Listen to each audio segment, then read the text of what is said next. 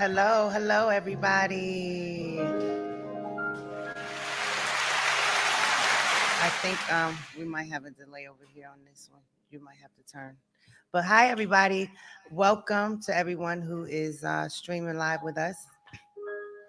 I'm Faith Evans, and this is episode 4 of our free virtual symposium series, Good Deeds for Special Needs. Tonight's topic is identifying and addressing the disproportionality of services within various socioeconomic groups and communities. Quite a long title it is, but um, basically, some people get treated differently than others based on your economic status or even the color of your skin, to put it in a nutshell. I just want to say thanks to everybody who has previously joined us. We've had a lot of people that email and call and text and say, congrats on what we're doing. And so we just really want to keep it going and kind of give information, to those that need it, those that may need a direction to go in or, what have you. Before I go any further, I want to say thanks to my brother Preach Balfour, who just gave us a nice musical introduction. Mr. Jordan is out of town visiting the little ones, so shout out to him and the little ones and the family. Um, but tonight we're gonna do things just a little bit differently in terms of the uh, scheduling and the way things are running. I want to introduce our musical guest, who is someone very dear to me. B. Slade is a singer, songwriter, producer, actor, philanthropist, 2-time Emmy Award winner, and 4-time Grammy nominated artist who's written and produced and performed alongside several legendary artists from Janet Jackson and Patti LaBelle to Snoop Dogg and Kim Burrell. He began his journey over 20 years ago and has since written and produced over 300 songs, often compared to Prince, I heard. B. Slade similarly plays multiple instruments and has an unmatched vocal range. He's so highly respected that he's been touring with the iconic Miss Patti LaBelle and Prince's former band, the New Power Generation, as a featured vocalist and percussionist. As a highly sought after songwriter and producer, B. Slade has written and produced for some of the biggest artists in the industry, including Shaka Khan, Sheila E., Snoop Dogg, yours truly, Faith Evans, and Angie Fisher. He's collaborated with artists like Chris Brown, Kanye West, Janet Jackson, Ty Dolla $ign, Lettucey, Eric Benet, and many more. B. Slade wrote the theme song for the OWN network series Flex and Shanice, starring Flex Alexander and his wife, hey boo, Shanice Wilson. In fact, he collaborated with Shanice on several songs and projects over the years, including most notably writing and co-performing the theme song for the hit TV show One on One, which is now streaming on Netflix.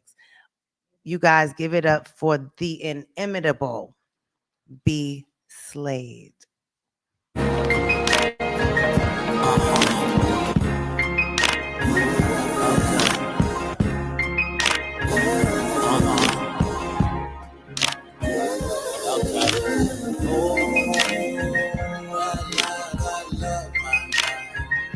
I love my life. And ain't nobody gonna change my mind. It's my life. You know it's better far when you fall for the same pitfalls. It's like wearing roller skates, playing basketball. Somebody's bound to travel. Just open up my Bible for the first time in a long time, and it's all time. Killing flesh with that skillet renewing my mind. You gon' mind yours and I'll mind mine. Please don't kill my vibe. I just got baptized, my tears, letting go my fears. Fears not of God. Get the best of us, the strongest of us. We still get afraid when we hear them calling our name. Come what may, I've been looking at the man in the mirror, asking him to change his way.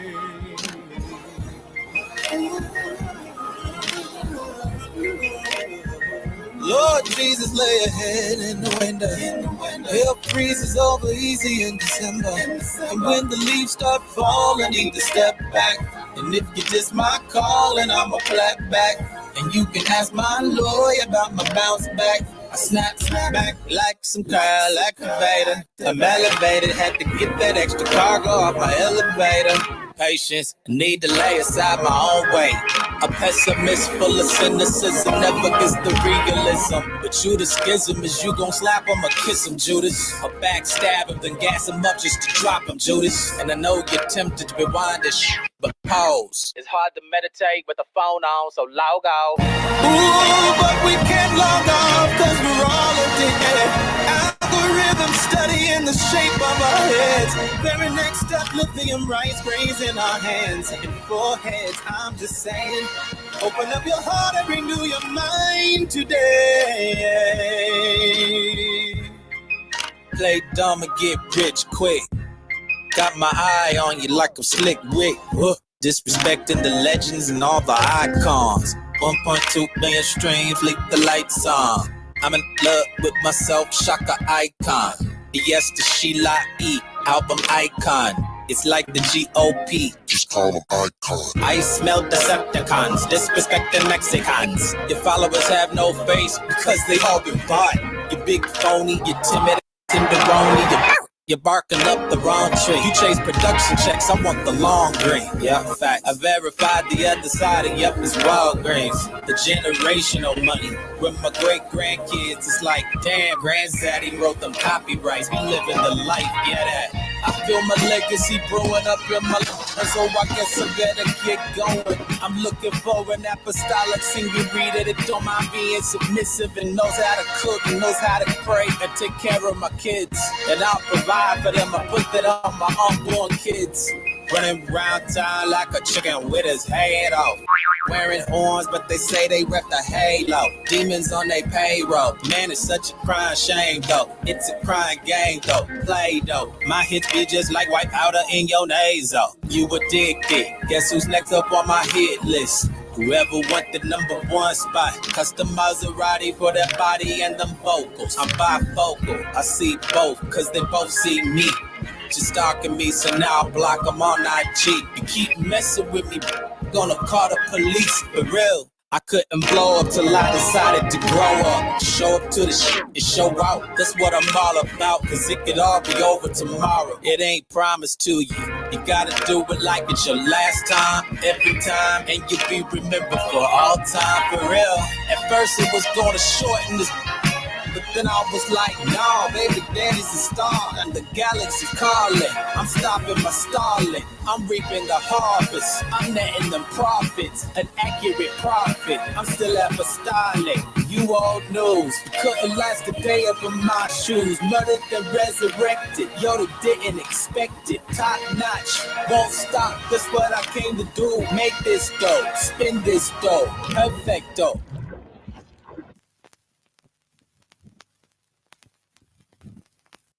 It's okay to laugh. Laughing is good. Oh my God.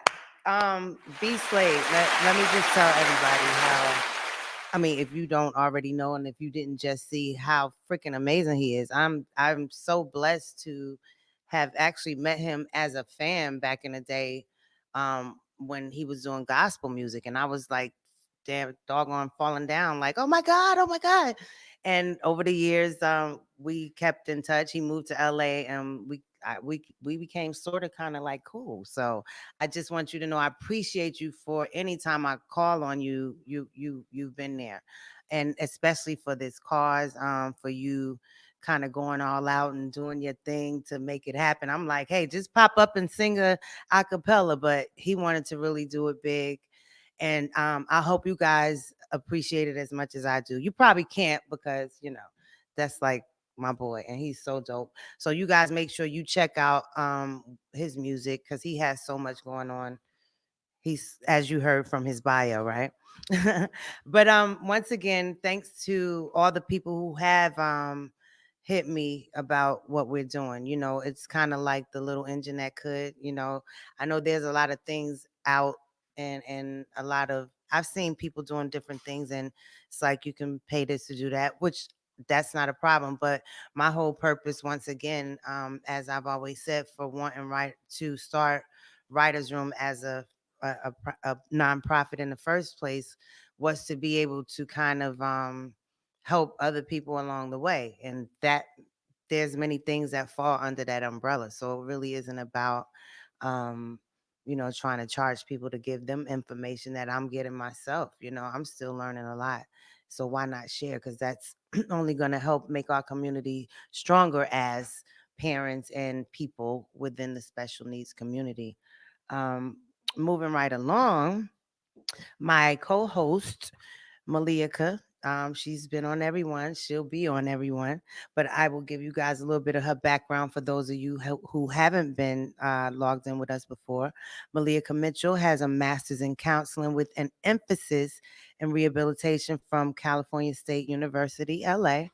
She has over 15 years of hands on experience and has held a position as a lead teacher, therapist, supervisor, program developer, independent facilitator for self determination, and a consultant. She is proficient in working with children and adults diagnosed with developmental, emotional, and intellectual disabilities. Malika recently expanded her services and developed Malika and Associates LLC to provide multiple resources, services, and programs with an emphasis on person-centered planning. So please welcome back my co-host Malika Mitchell. Hello, everybody. And Hello. yeah, I mean, I think it's important just, because we sort of tried to have somewhat of a uh skeleton of how we would, have our symposiums go. But every time we get into different conversations, there may be a question, and there may, so I really think that tonight, of course, staying on the topic, but it was Yeah. more about kind of allowing my guests and my co-hosts to speak, because this is actually a topic that I would rather not, they be like, you be coming in and be like, but what if? So I'm gonna do a lot less of that tonight. And I'm gonna look at the questions that are here on the message board and Okay. let you guys, you professionals, speak. Well, I must say thank you so much, Faith, just for having me again. But I think most importantly, I just want to thank all you guys that are streaming right now, because we're getting ready to discuss a topic around disproportionality in our community. Now, of course, my name is Malia Mitchell, and I am here to discuss this topic and also to look at how we can resolve, how we can focus on these things and introduce a little bit more social inclusion. I am a big advocate for community inclusive activities, allowing these young people to be integrated in a community that is accepting of them, and also allowing us to be aware of truly what is happening in our community. Disproportionality is a very important topic for educators and policymakers all over the world. When we talk about Black and Brown students, I'm going to touch an area sometimes that make people a little uncomfortable. But when we talk about Black and Brown students identified in special education, we want to know if they are often identified as a special education student or not enough identification of an individual with a disability. The issue of disproportionality in minority students has been something that has plagued our special education community for a very long time. And it's very important for us to take a stand in it, because what we are here to do today is to spread awareness and to make sure that individuals in our community with disabilities are able to get access to all the resources and services that are available in that state. We really want to be the change. So if you have any questions, make sure you put them down in that chat line so we can answer those questions. Now, when we take a look at this, we know that the federal regulation requires districts to safeguard against disproportionality and monitor them annually. So this should not be happening. However, we know that it's happening.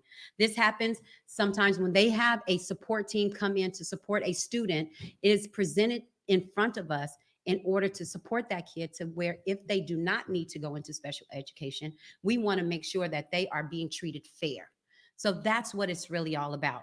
Now, when we take a look at the services and we take a look at the resources that are available demographically, sometimes they are very limited, but we have to put our hands together and work together. And that's why we have joined certain organizations and we have created certain platforms for individuals to be more comfortable and creating that awareness and also being able to share that information while fostering social inclusion. So when we talk about this again, we want to talk about what are we going to do to resolve these things?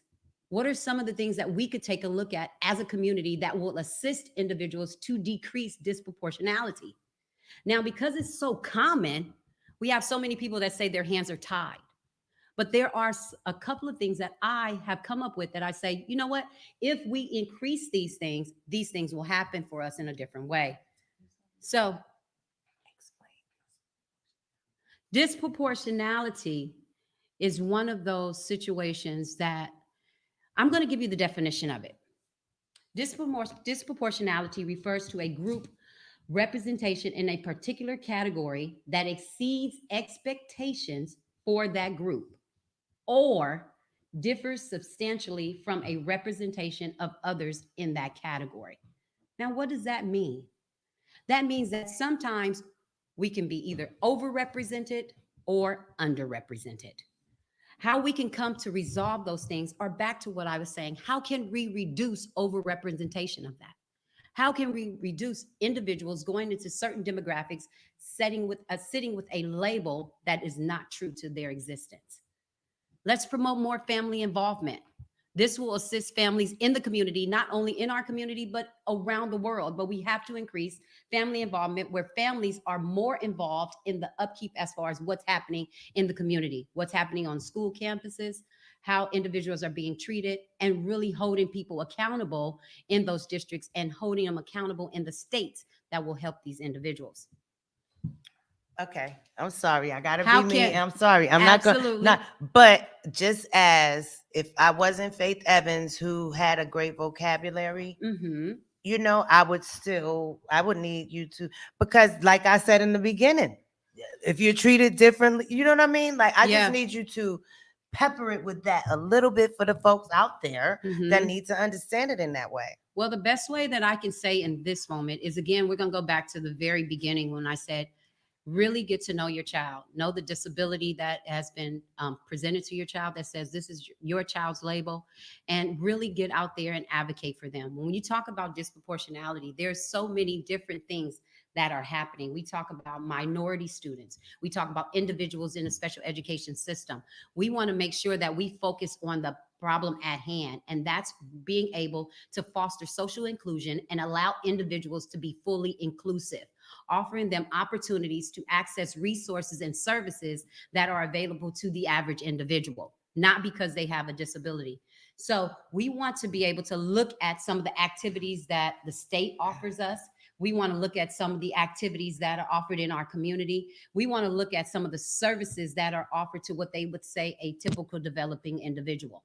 So making sure that we create the social inclusion that is most important for the individuals in our community. Now, I want to really attack how we can prevent these things. How can we prevent these things?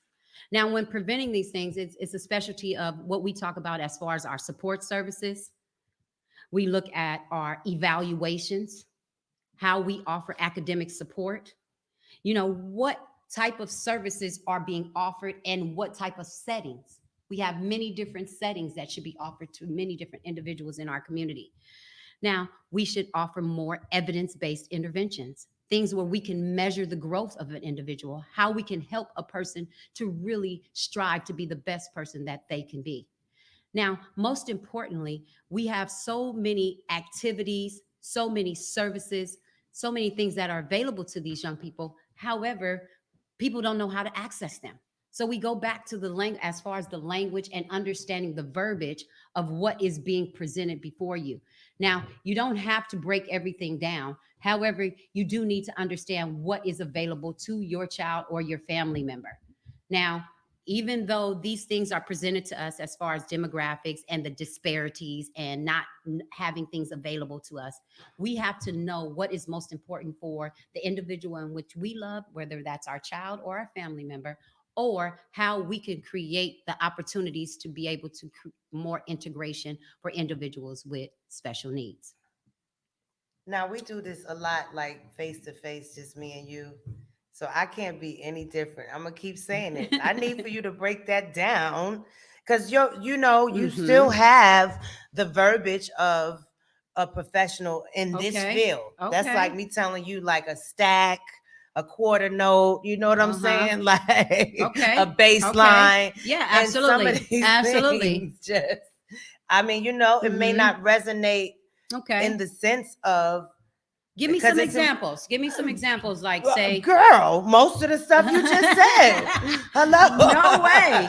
No way. I mean, So, there's just, I'm just saying, like, I understand a lot of your words, uh-huh. but it's like a certain preacher, and I ain't even going to say his name. And I went Uh-oh. to see Uh-oh. him, Uh-oh. and I was like, I mean, I enjoyed it, but if I wasn't intelligent to be able to look in, to understand, like, I had to put Mm-hmm. the whole thing sentence together because it wasn't just bam ba ba bam ba bam bam ba bam. Like Right. you get Right. you Right. are you Right. you are absolutely right. But if I'm not either a parent who's had to go through these conversations or a Right. professional, like a lot of these words don't resonate as, hey, this is this, that is that.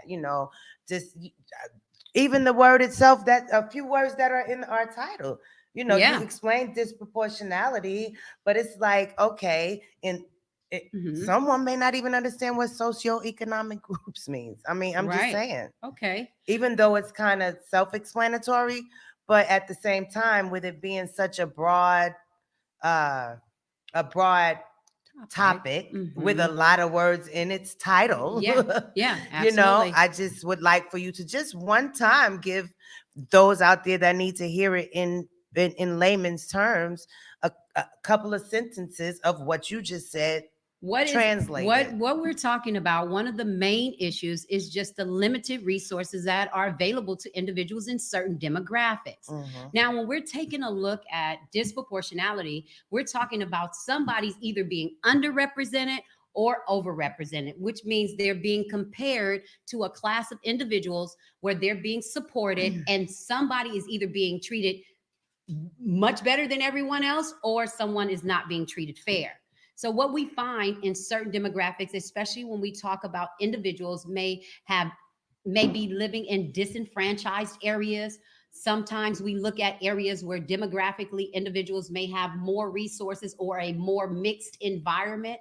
However, what we find is in certain demographics, individuals have limited resources. The resources are just not the same. So when we talk about inclusion, it is very important that we create the awareness for our community because we understand that being that there are areas that may be impoverished, that may be disenfranchised, that do not have resources available to them. However, as a community, we have to pull together. And that's where this platform comes from. This says that, look, here is information that may not be readily available to you. However, as a community, we are willing to give you this information.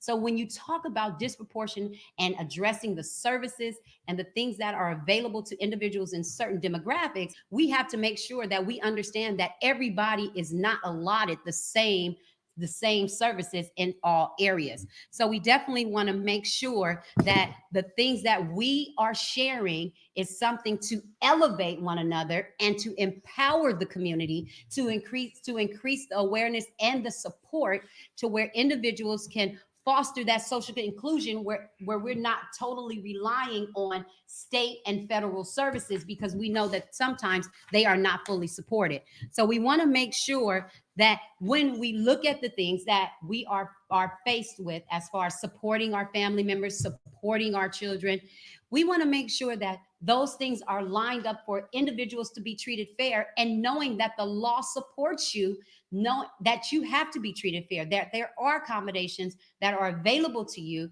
you can ask for, that you can advocate for your child, that you can put yourself in a position to be able to get those resources even though you may live in a certain demographic. So I say stand up for your child, really stand up and really create the awareness that you are looking for your family and the community. Wow. Looks like we have some questions. Hopefully, at some point before this is over, we can tell them different ways to do that because, as we know, that's not always as easy said as it. I mean, as easy done as it said. Absolutely. Absolutely. Why didn't I just say it the regular way? It's easier said Said than than done. done. Duh. Anyway, shout out again to everybody who's joining us tonight. We actually are going to do it a little different tonight. We're actually going to bring Okay. on Dr. Zoe because, she real booked and busy. So I'm just saying, and I love she just has a lot of info, and you guys have resonated with the people that have been logging in.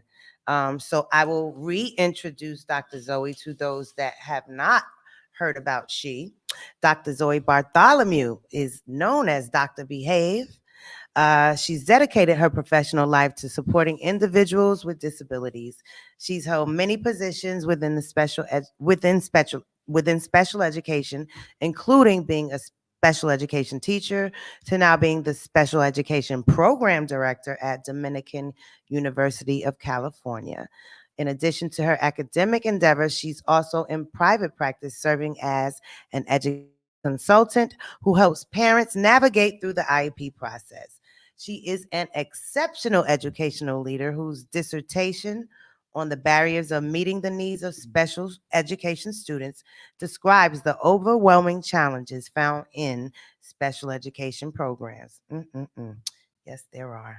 She continues advocating for special education reform to ensure all students with any learning difference or disability receive quality supports and services. Y'all, welcome back, Dr. Zoe Bartholomew.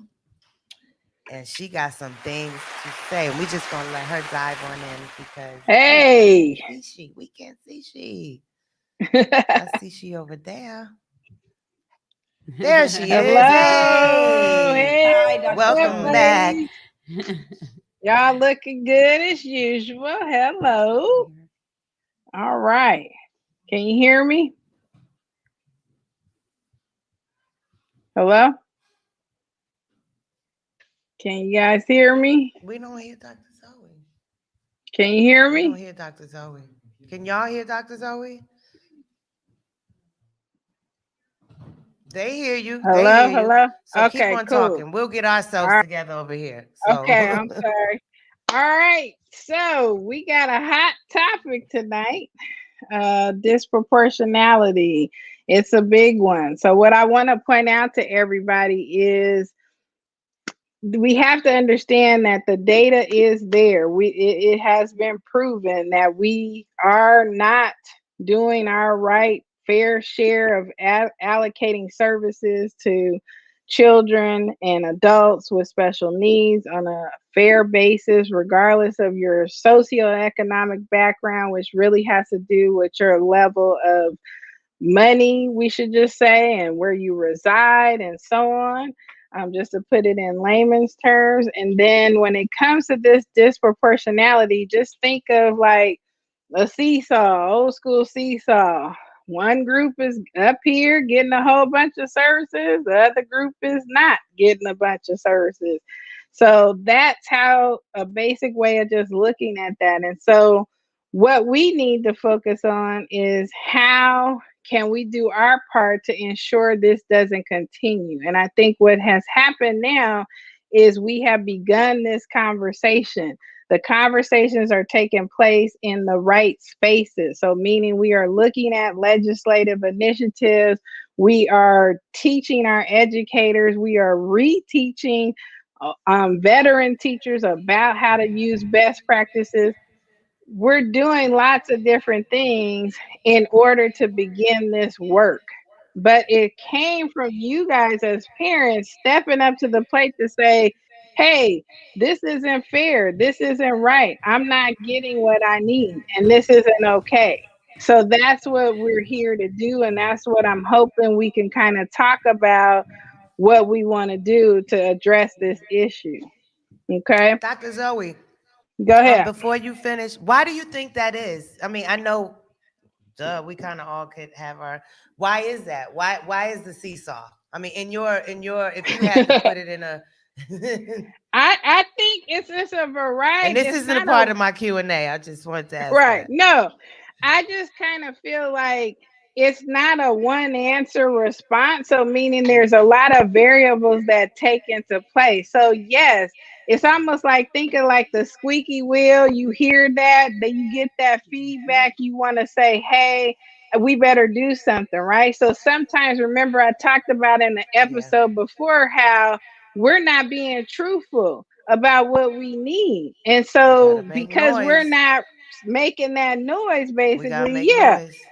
we're not getting what we need. But there are certain parents that are very active where they're not saying no. Like, I teach my parents the regional center to just get an assessment done here in California can take anywhere from 3 to 6 months. But sometimes just getting somebody on the phone is a process. So I've trained my parents that, hey, if you called a few times, it's time for you to take action. Now you need to Mm-hmm. physically go up there and say, hey, I've been calling and leaving messages and doing all this. My child needs help. So you have to maybe take a step further. I'm not saying this is the right thing to do and that you shouldn't have to do that, but unfortunately, that's how this design is because, like I said too before, our infrastructure is broken. It's not enough workers to actually do the evaluations, to actually properly case manage. That's a funding issue.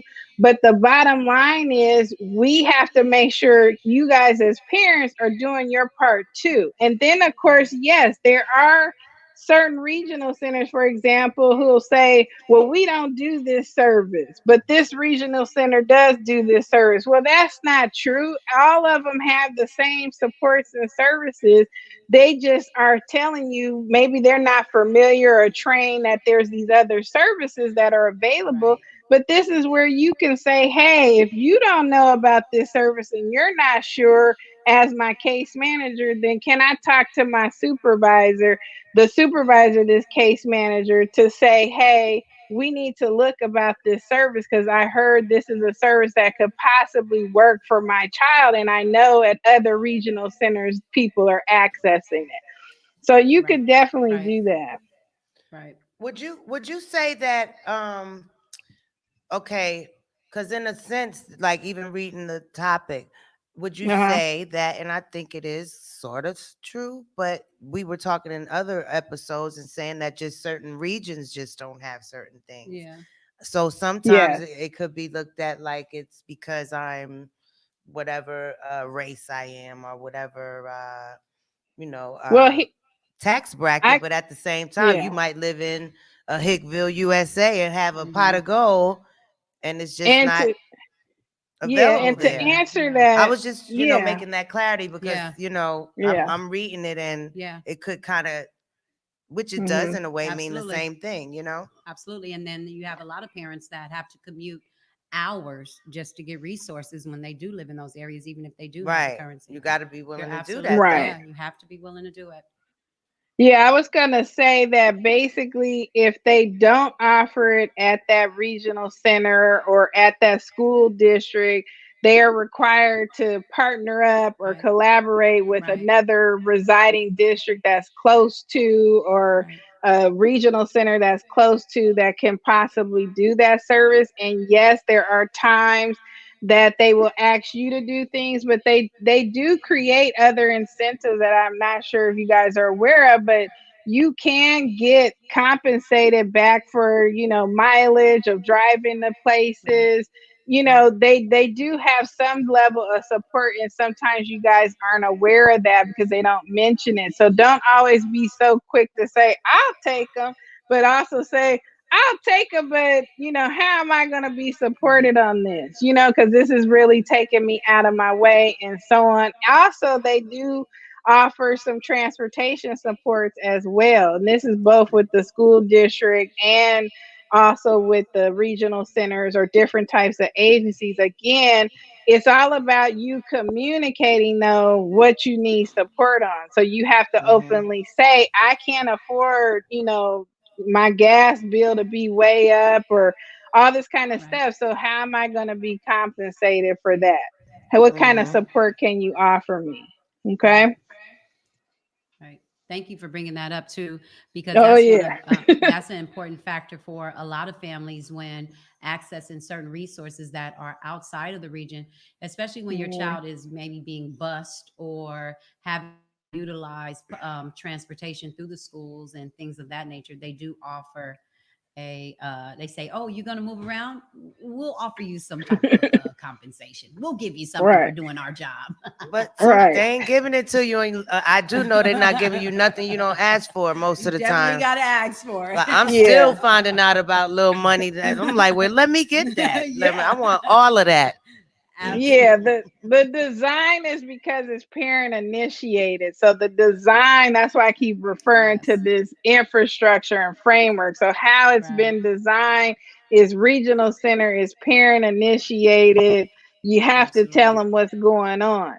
Now we Right. need to maybe change that a little bit, and that's where we come in on the legislative side, trying to look at how can we reframe that so that Mhm. it's not always just relying on parent report, because I mean, to be Right. honest, there's other team members on this child's team. Even some of your school teachers or so on may want to say, hey, this is what we're observing at school. Can you help in this area? But sometimes they don't collaborate on that level or take that into account. So we definitely want to be able to work together in building that relationship so you guys can receive all the services available for your child. Right. Right. But even back to that point, I mean, like I said, there's things that I think that one is echoing. Um, even things that I was like, okay, how am I going to get Ryder to here when I have this or and and then then the caseworker will be like, oh, you can do this, but had I not talked to a Malika or a Dolly, Dolly, another parent, like, oh, you have to ask them for stuff. They're not just telling you Yeah. what's available most Yeah, of the time. yeah. Right. Really, Now not remember, really. now I gave you guys a little cheat But how sheet. do you ask So them if you don't? That's what you're saying. Now there needs to be something in there that's changed because yeah, you there's a don't know what to little ask for sometimes. Yeah, there's a little the cheat sheet is to go to that site, the Department of Developmental Services. They have a listing of all the available services on there. So if Right. you're in any state, you just put the state name, so Georgia Department of Right. Developmental Disabilities. You should see all the listings of all the different services and supports that are offered within those Right. agencies, okay? But Right. there's not just Right. regional centers, there's other agencies that offer different Right. supports, maybe through your medical insurance. Right. And I just want you to know some Right. private practice providers, they work on a sliding scale. So if you don't have insurance, sometimes they will work other arrangements out with you. I know I do Right. this all the time. I tell people I'm always down to have a good meal and a good cocktail, for some services. Right. Because I already know, what the issue is, right? And I don't want to stop your growth and success of trying to get what your child needs because of finances. Right. So Right. there's other providers out there too that are very similar to me that will work with you as well. Right. We're gonna go to some questions because Dr. Zoe, I know you have to leave us sooner than usual tonight. Um, Little Honey on Facebook. She says, Okay. what can you do when a child's education rights have been violated and you don't have help? I'm not sure what help she means, though. I don't know what she meant particularly. I don't know if well, I guess that just You meant want to take help, this, Dr. period. Zoe? I could take it. You definitely want to, if you have some proof and evidence that this has been violated, you can seek support. You could contact me. You could contact Malikia. We do this type of support, but basically, you want to have someone come in to help support that issue. I don't know what the issue is specifically and what you feel has been violated, but yes, there are certain steps and procedures that you could take to address that issue. So, contact us and we can get you to where you need to go and even offer a local person, depending on where you are. I don't know where you're Absolutely. at, but we can help navigate that. Yeah, Hope that helps. I definitely want to chime in on there. You are absolutely right, Dr. Zoe. They can contact us for that information. But what I think is most important for parents to know is that even when you start to feel like your child is being violated, It is very important to get a pen and a paper and start to do your own observations. Take your time to really observe and write down what it is that you feel like is being violated. Give scenarios, share the information, share where this is happening as far as the location, and also share if you have contacted somebody in regards to this violation. It's very important to create what they call a paper trail when you start to feel like something is not right. And when we start to play with words like violation and being treated unfair, people start to listen. So it's very important that you start to really observe, find out what is exactly Mhm. happening, and be able to comfortably explain what you feel is not happening and what you think should be happening, because we're all about solution based intervention.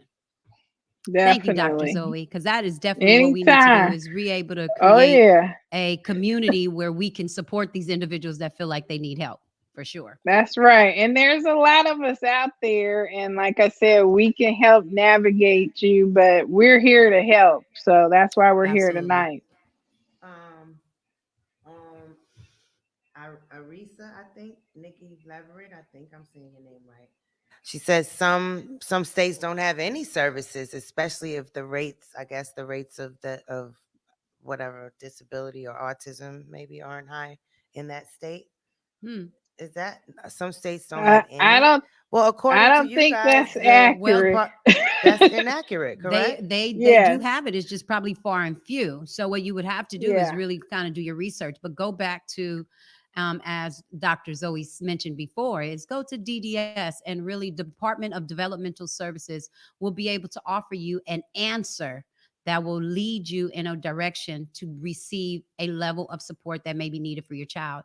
It is an obligation of every state and city to have those services available. Is the law.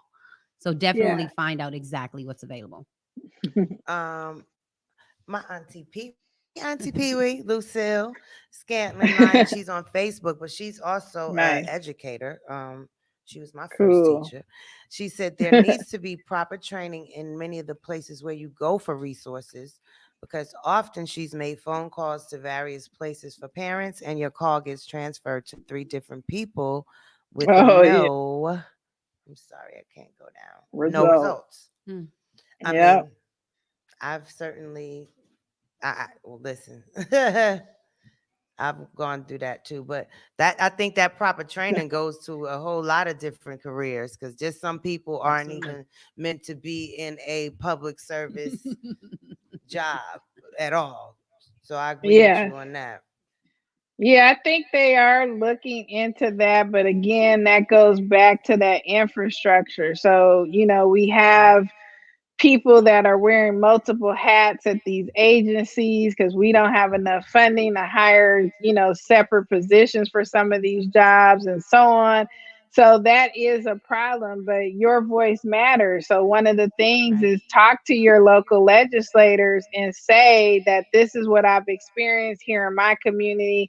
What are we going to do to obtain some more funding for those agencies so they can have the people and we can have faster access and get the right people on the phone calls? Right. I see, little honey, you got a lot of stuff on here. So she said to DM her, because actually she has a lot of questions. Okay, So we're gonna get to you we'll do offline, that. because Right. there's a lot of people on here. Malika, I think you had a question from Yes. somebody. It says, Tasty Mafia, are there programs that offer housing for special needs families? Yes, there are many housing programs that will offer support for Mhm. special needs programs. What you need to do is go to your social services in your community and find out exactly the services that are available for you and your family. Yes, you are allotted some support as far as housing and many different resources for your family if you have a child or a family member with a different ability. And she was on YouTube. YouTube, yes. Okay, I see. Yep. Thank you to everybody that's answering questions for other people on here as well. Yvonne Berry, because they were asking about reimbursements and what if they won't, and Uh-huh. I see a lot of people kind of helping. That's what it's about. That's really what it's about. Thank y'all. Absolutely. Um, Community. let me go back. That makes me feel good too, Mm-hmm. because we're Mm-hmm. all working Yeah, together. No one has the definitely. right answer. We just all have support in No, order to right. lead us to the water, as they would say. Exactly. Right. Well, Pee Wee got a lot to say, but it's all our kids definitely are kind of, these times especially. I know all of this virtual learning and all of this Right. craziness has kind of, but I think some have adjusted, obviously, but I'm pretty sure the I mean, numbers are even out, different. They yeah, can't be quite receiving Yeah. things the same. So right, imagine, right, a child who can't receive right, that way, a child who right, can't necessarily sit Right. down long enough to say, I'm going to do that, who has right, special needs, who needs just that Right. one-on-one, and you mom got to go to work and you got to right, figure it out. right. That's what this is all about. So thank you guys again, everybody, all Exactly. our past guests and panelists. Right. This is just important. Oh, and shout out to Dr. Perry. Oh my God. Dr. Uh-huh. Perry. He always hits me up, and he is just really the best. Hold on. Let me see what's the name of his school. One second, one second. Yikes, because he's pretty popular. Y'all know him. Steve Perry. Oh, I can't find the school name. Anyway, shout out Dr. Steve Perry, because he hit us up and said that he would love to get involved any way he can, in any way he could, and he's the head of a few different schools and just a very very affluent, intelligent man who Mm, who's pretty popular in our community. So I appreciate the fact that Nice. he's been logging in with us as well. Let me see. Let me go back to these questions because for some reason this one is going. Okay, another great resource says our next guest is for all of those out there. Another resource is Alliance for Children's Mm-hmm. Rights.org. Let me see. Yep. Alliance for Children's Rights children'srights.org. dot org. ALLIANCEforchrightsdot org. Thank you, Ryan. Nice. Let There it me see where is. we at. Oh, we still got a couple of minutes, y'all. Come Oh on, yeah. Dr. Zoe. Give it back. All right. So, what I want you guys to take away tonight is I want you to first tap into your own support network. So, as we started this, we talked about building a community, building your team of support. So, I need you guys to do that piece. Research, we talked about that. Research. Tackling some research. On my website, I put in some research through and some reports about this very topic. You have to sign up and be a member. You get access to all these different tools that I've created for you guys. Tell them your website The again. drbehave.org. All right. And She sound then like an I got some fried chicken. right, right, right. And I want you guys to remember it's okay to ask those questions. Ask as many questions as possible. Yes. If no question is not stupid or dumb or however you want to capture in your mindset, sometimes it's okay to ask questions. And guess Right. what? Get a second opinion. Yeah. You don't like what happened. You don't like the assessment results. You don't like what they're That's right. offering you. It's okay to get a second opinion. It's okay. So, what I want you to know is the work is happening now to work on removing this whole disproportionality. But it's like I said, it's this seesaw, Right. and it's just now being brought to everyone's attention. Uh-huh. We have the Black Lives Matter movement. We have all these different groups that are now really taking action. And guess what? The last thing that you need to do is to participate. So you Participate. can't just be complaining. You got to show up at school board meetings. You got to go to council meetings. You got to Right. really show up and show out to really make some legislative change. Because, like I said before, special ed has been created by the voices of the parents. Regional center is created for the voices of the parents. They said, we're taking action.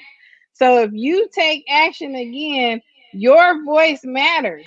Ours does too, but not really, not as powerful as coming from the voice of the parents. So Right. take action. Go find out who your legislator is that you could talk to. They have office hours. You could talk to them. But I need you guys to basically get off your you know what. I'm gonna try to keep it clean, but you need to take some action and handle your business to Right. really see it change. And we are here to support, but we need your support too.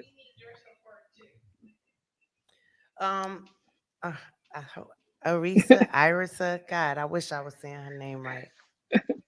Arisa, Nikki Leverett. She said she had to hire a specialist to come in to assist her son with remote learning. And if she Hmm. didn't do this, he wouldn't have been online at all. And she feels the district or the state should have helped to get that assistance. I agree, and Yes. I think that probably Is an I don't issue know for a where lot she's of people. from, but So you that's guys maybe can speak to that. compensatory services, I it mean, looks like that's an that issue you're going across to the board. receive. Yeah, It looks like that's Zoe, Dr. Zoe's. Okay. compensatory. Yeah, Yeah. that sounds like this is a compensatory issue. So if this is a Mm-hmm. child that has a valid IEP and you had to do this, then we need to have a different That's right. conversation on reimbursement of this Right. type of support Oh, because they should have provided Absolutely. something, which is called compensatory educational supports and services. So hit me up, drbehave.org. I can help you figure that out. you heard of Irisa? Absolutely. She corrected me. Irisa from New Right. Jersey. What up? Mhm. Hit up Dr. Behave now. Yep, you hit her up. There's definitely an opportunity for you to receive that support, being that you had to get Yes, additional support for your child during this time. Absolutely. definitely. Okay. Definitely. We got a couple more minutes and we're going to take a couple more questions before All right. Dr. Zoe has to go. Um, what? Oh my God. Some Taisha Bell. I don't know where she is. If she's I on need Facebook or you to YouTube. DM me, Taisha Bell, You because know you Taisha filled out already? that app. She gotta hit me up for the giveaway. I Oh, inboxed Taisha, come you. on now. Yes, come on. You I better need ask you to Dr. hit me Zoe that back. question and get your giveaway. How you gonna win something and not answer it? Hey. Give me $20. So Taisha, Dr. Zoe is going to talk to you directly. That gives us time to Yes, go to that's Taisha, right. another question. She said, I got Yes. you, Dr. Zoe. All right, Hey cool. Chris Collins. Oh God, I saw one more thing. I did want to go. Oh, they also said that every state has. She got so much information. Parentcenterhub.org. They said every state has some type of Yes. something, some type of assistance info. Well, I don't yeah. know if that's And particular you to guys are all paying for it in your taxes. Just FYI, it's a right. federally funded requirement that's taken from your taxes. Hmm. Right. Where they at? Oh, I see you on here. I see a lot of my faithfuls too. Foncel Landry, I see you. Okay. See, I'm not used to being on like Facebook and stuff, so my fingers are doing too much. Like I'm You pushing doing things good. You I doing don't want to good. push. Okay, let's see. Mm, now somebody said I love fried chicken. Y'all funny out there. Yep. Hey You had Yeah. Donnell, popping I like see you. toast last week. You got fried chicken this week. Keep it pale. That you, Von Berry. Wow. Oh, parent trainings is what she was talking about. Yeah. She said that parent trainings are offered in every state, parentcenterhub.org. So Yep.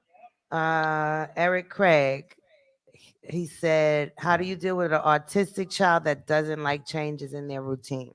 That's probably Mhm.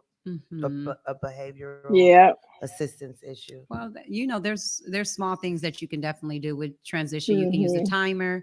It's always good to use a visual schedule where you can break the steps down to help a child understand. But when you talk about Hmm. transitioning, it's best to explain it. Use something that will allow that individual to know that there's a change getting ready to happen. Usually that's something like a timer, something visual where they can understand it. And then you go from there. Changes are hard for all of us. So it's best to explain it, put that expectation out there, and support them in that transition. And we're gonna say goodnight because I know Dr. Zoe has That to was go. that That was sounded my like her timer that went bang, off. 'Cause bang, I'm on a timer all the time. So Thank you I again. enjoyed you guys. And if you Thank you, have Dr. Zoe. And questions, one more yeah, time, tell hit me up. everybody where to find you on social media and your website. All right, drbehave.org. All right, I keep it simple. So just hit me And up. at I'm Dr. there. Behave on Instagram. I know that as well, right? There you go. Okay. Thank you. Thank Have you, a good Faye. night. All Bye, right, Dr. see Zoe. y'all. Our next guest is a parent that I happen to have met through our past guest panelist, Dolly Peterson. Excuse me. Ryan Nicole Granados is a Los Angeles native, and she earned her MFA in creative writing from Antioch University, Los Angeles. Her work, often exploring her allyship on issues of race, parenting, and medically complex conditions, can be found in various publications, including Pangyris, The Manifestation, Fourth Magazine, The Nervous Breakdown, Scary Mommy, the Atticus Review, and LA Parent Magazine. Ryan is best described as a writer, professor, and devoted wife and mom who laughs loud and hard, even in the most challenging of circumstances. Her storytelling has also been showcased in the national stage production Expressing Motherhood and KPCC's live series Unheard LA. Please welcome Ryan Nicole Granados. I Hi. hope, is that a hard A Hi. or a soft A? It's just Ryan. It's just Ryan. Ryan No, Granados. I'm talking about the last name. Is it Granados. Granados? Granados. It's Granados. I said it right. You Okay, said it okay, right. okay. Yes. Can So, everybody hear me? yeah, we just really want to give you the floor, Ryan. And first of all, thank you for joining us because I know I reached out to you a long time ago. Like I know you're such an advocate, and so I've read a lot of your things that you've written and that have really touched my heart. So I thought that it would be great to have you join us on one of our episodes. So we're just gonna give you the floor. Thank you. Welcome. Thank you for having me. It's such an honor to join you on Good Deeds for Special Needs. Of course, I've been following along and spreading the word throughout all my mom groups.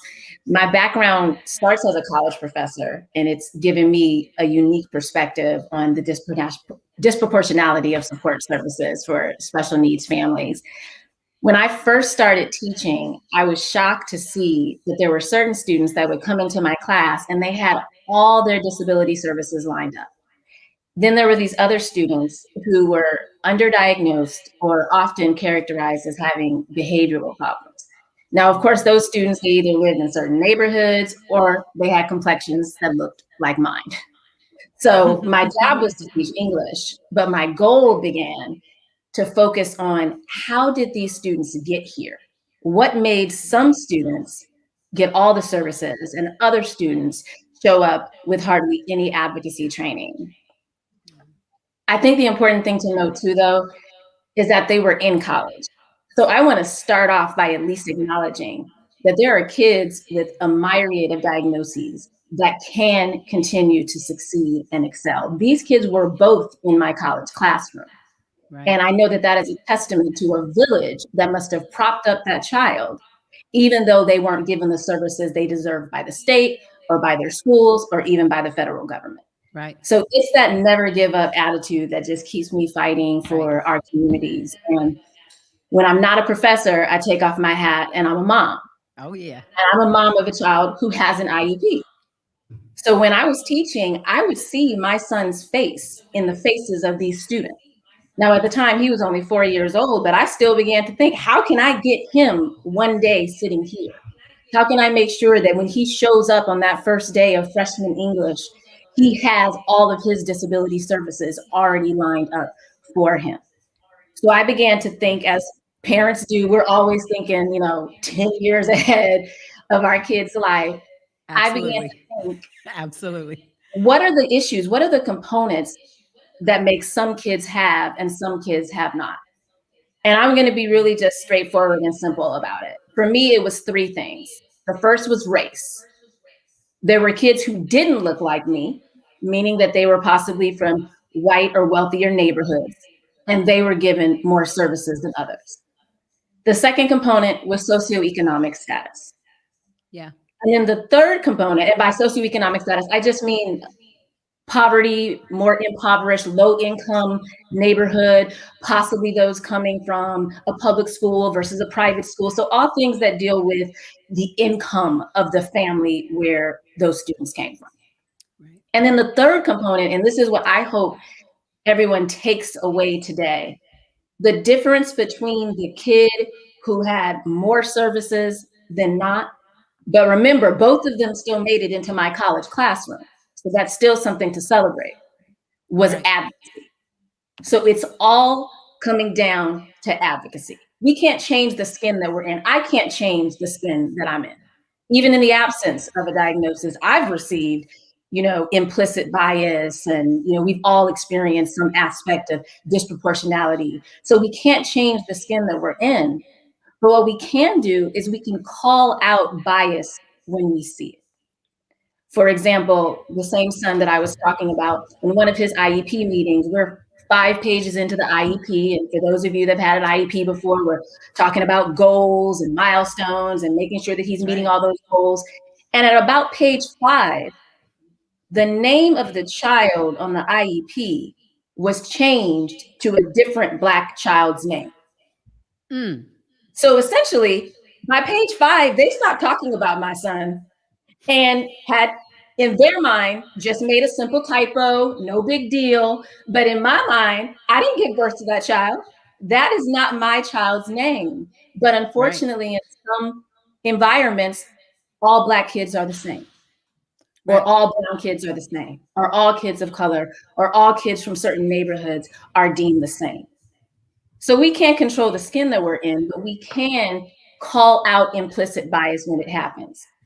Right. They were very quick to apologize. Oh my gosh, we're so sorry, let's reconvene. And I said, well, when we reconvene, the meeting that we're going to have will be a meeting about bias. You need to prove that you know who my son is. I want to know his likes, his dislikes, his strengths, his weaknesses in the classroom.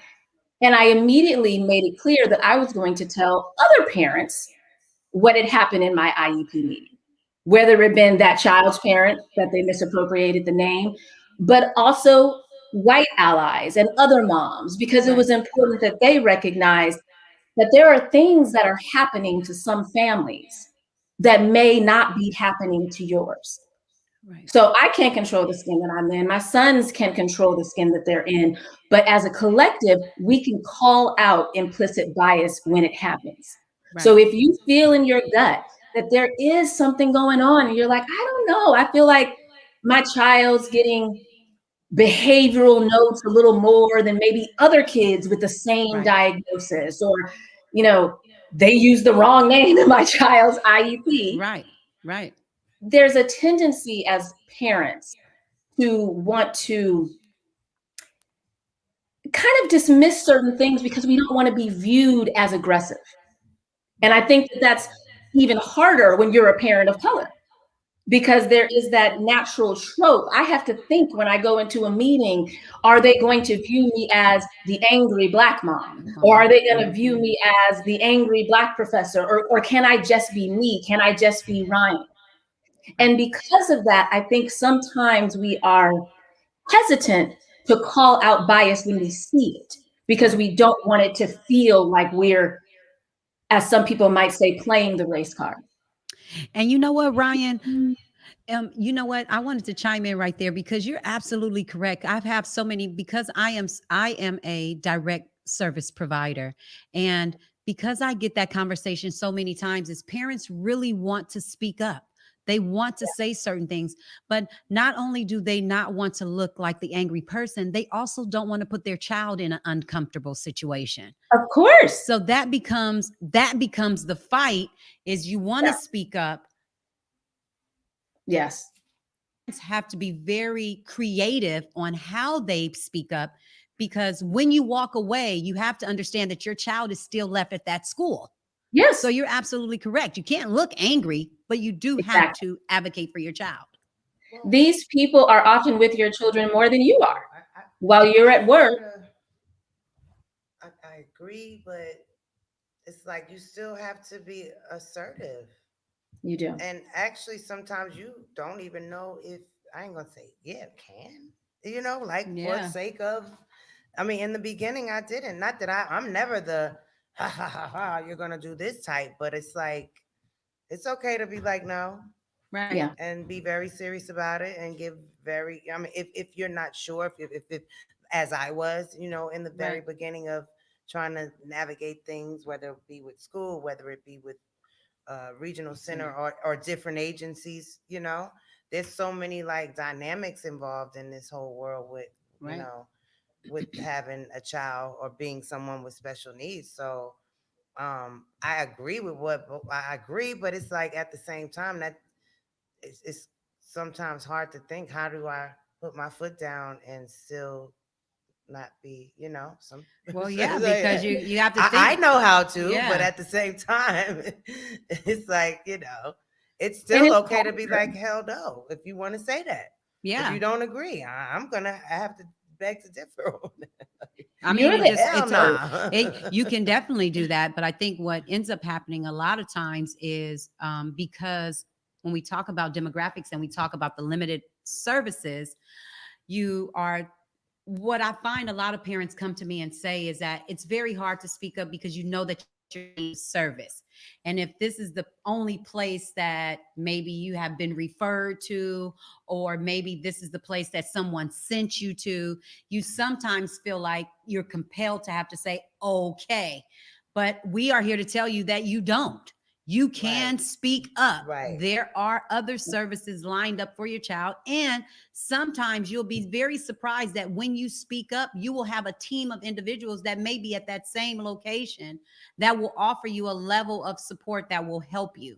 So I think that's what's most important, is that people understand that you can speak up. Even though it may feel uncomfortable, you have to think about the future of your child. Well, yeah. Let me Not correct only can myself. You don't say hell nah. You could be like, Right. oh no, I disagree. Or that's not up for discussion. I mean, I'm just saying, Right. but there's a for there's some a way people, to hell do nah is a lot better than what they would usually say. So, Yes. there's I mean, there's a way really. to do it for sure. In a real way.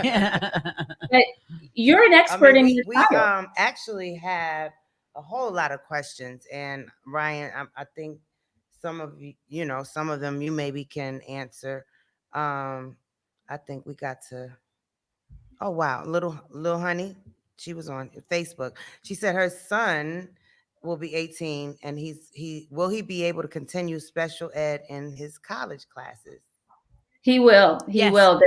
There's disability support services on every college campus, especially at our Yep. local community colleges. So you can tour the campus ahead of time. Obviously, that's harder now with COVID, but go to the college websites and you'll find that they have those services, and they provide them extra time when they're taking tests, or they can even take Right. tests at other locations. So a lot of the accommodations that they might have received in the K through 12 system, they can receive in college.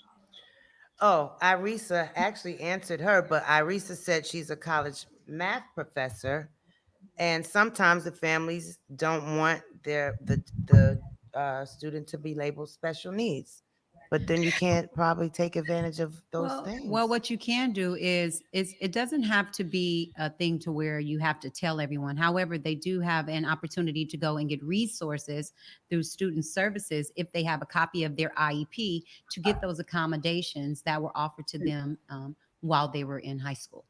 So as I long as mean, they keep a copy of that IEP, then you can definitely request those I accommodations. think Ryan was saying Mhm. something. no, I was just going to point out that that issue of privacy is understandable. I would just Yeah. also note that college is one of the last places where people are paid to help you. And so you want to take advantage of those services. And Mhm. there was never an instance where the student who had services in my class was readily identified in front of their peers. There are so many things that college students are dealing with on a personal and psychological level that Right. I think that's one of actually the better places for them to assert themselves and Yep. recognize that I you totally want to take agree. advantage of those types of services. So I please, I would totally agree. encourage people to look Wow. into that. Absolutely. Because how many people, parents with a child on the spectrum or other disabilities, like just pray that their child, like, I just want to see my child go to college, you know? Yeah, So that definitely. in itself is just Hmm. amazing. So, Yep. yeah, you got to keep pushing if you done made it that far. Might as well keep going. And as Ryan mentioned, there's so many programs and so many services on college campuses now that will support individuals with different abilities to be successful. And sometimes some individuals will go many different routes. They will go the academic route, and some people will go the life skills route, where they Mhm. can learn different things like budgeting and how to engage in different team building and different opportunities of that nature, and electives and hobbies. So it's really a opportunity to create a tailored program that offers you an opportunity to be your best person. Really quickly, because Foncel is one of my faithfuls who comes to everything I do in LA. But Foncel said, "Can regional center clients be independent without an ILS worker?" Even though I know, you know, nothing about what is. I don't know what independent living is. That what that is? Mm-hmm. Okay. Mm-hmm. So can you answer that for me? Can a regional center client be independent without an ILS worker? Well, absolutely. You can push for independence. However, an ILS worker can be an individual. That question would have to, you would have to elaborate a little bit more. However, an ILS worker is presented to be able to support an individual with their daily living needs. So whatever that may look like. So maybe you can, reach out to Malia Kafansel on her email. Um, Absolutely. but let's see, because like I said, I met Ryan just as another parent, who was at a birthday party with another parent who I like. And, she's like, oh, she's a well of information. And I started getting emails with like all of her articles and her pieces she Oh was wow. writing. And it was like, wow, she could be very much someone that could speak to, Yeah. what we're trying to do. And it's all just a movement to get information out there. Oh So man, that once would be again, thank amazing. you so much for joining us, Ryan. And I Yeah. hope that you can be a part of the things we're trying to be, trying to do in the future. Because we just, a lot of people have now been Yeah. calling and emailing saying like, oh my God, Yeah. I wish we could know Hmm. these things and da da da. But anyway, I back to want to these questions, because there are a lot of them. Let's see. Mm-mm-mm-mm. Legislative. Somebody said something about, yes, legislature. Can you speak to that, Ryan, just for a quick second? Because I yes, often tell people like, there is a couple of resources that I put in the chat, and I'll put them in again in the chat at the end. There's a Learning Rights Law Center that provides a lot of pro bono legal services, but they also give access to people to let them know who their main legislator is, so they can figure out within their state who they can talk to and begin to advocate for their children. It really comes down to advocacy. And I'm always telling people, if we can support our kids who are dribbling a ball, we can support our kids who are born and are differently abled, whether it's an auntie or a grandmother or the pastors or the educators. It truly is going to take an entire village for us to come together. And the more that you begin to rally together and speak to your state legislators, you'll begin to be able to enact change. But I think the Learning Rights Law Center is a great place because it outlines what laws you have. It empowers you to feel more confident when you are in those meetings. So it's not just about, being upset or being angry, but you have the law that is standing behind you to support what it is you are advocating for your child. So there's some services that I'll put back in the chat again that I think will be really helpful.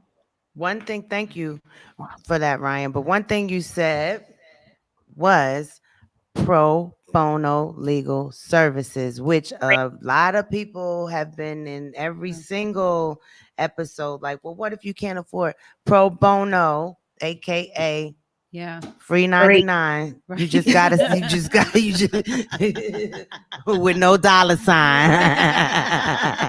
I'm just saying, you just have to look into it. So, can you just eat that last one you said? Because just for those that they might have thought you said Sunny Bono. She said pro bono. And that means for free.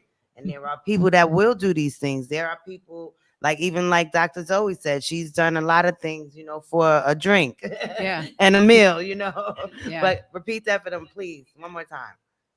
It is the Learning Rights Law Center, and they provide legal support pertaining to education, special education cases. They also have an incredible program that does parent training, but the main parent training one that I would tell people to consider is parent-centered. I think it's Parent Hub Center. I put it in there, and I'll type it back in there again, because that is some that you can find in every state. So some of this is limited to certain states, but the Learning Rights Law Center can point you in the direction of what you need for free pro bono legal services. Thank you. Shanice Wells. Hey, Shanice. She's watching us on Facebook. She said, are there mental health groups for parents of special needs children? Sometimes it's emotionally hard to cope. I'm sure there's several of those. Like she was just saying, take a look at that Parent Hub. What she was just Parent Hub provides that information too, but to talk about that notion of mental health and self-care, I would tell parents, and I cannot stress this enough, get yourself a crew. Your friendship circle may change drastically when you have a child who is born with some sort of medical fragility or disability. And I know that that's hard because we expect the same core group that we had to kind of just run with us in this journey. And sometimes that's the case, but sometimes that is not. So in addition to getting that professional support, you can start by actually talking to your pediatrician, because I ended up, while getting help for my son, I ended up getting more help for me because the pediatrician point me into the direction of resources that helped me help the entire family. And that was very important on the medical side, on the psychological side. But we also know that our mom groups, our friend groups can be so edifying to us. And so be open to getting yourself a slightly different crew that you can vent and talk to about what you're going through. And I cannot stress enough, some of the mom groups that I've joined and become a part of, or even started, were very beneficial for me as I began to adjust to the very nature of what I was dealing with my child.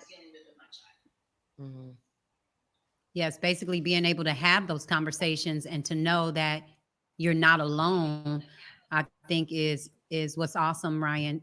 What you keep tapping into is really get out there and have those conversations, join those moms groups, and really see and find out what those resources are. Those are the groups and stuff that you'll find out what resources out there, just like how you and Faith met one another. I think that's what's most important, is that people have those conversations, being able to share your experiences and put you in a safe space that will offer you resources in return, and also the level of support for your mental awareness as a parent.